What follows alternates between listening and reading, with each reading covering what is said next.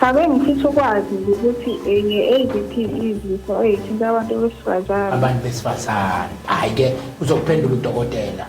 Umuntu wesifazane kuya ngeminyaka yakhe. Yes. Okokuqala uma uneminyaka ewu40 nangaphezulu.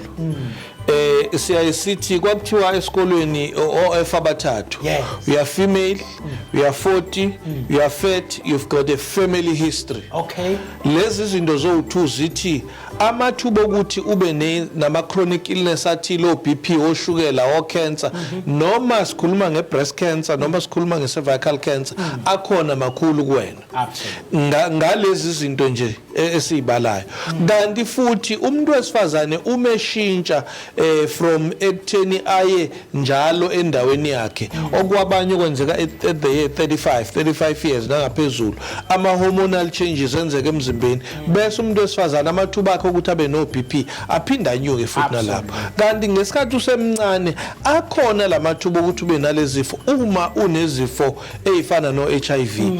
We age la esithi I childbearing age umuntu wesifazane okwi childbearing age ngenxa lama changes kuma hormones kuningi ongakufaka amaphisa including izinto zama cancers 1 2 okunye uthola ukuthi sexually transmitted diseases ngoba bukhona ophathina lapha. Khumbula ukuthi sithi thina at the age of 8-9 as prevent a cervical cancer emkwantombazane ngoba senzela ukuthi athefika kulawa ama ages use right.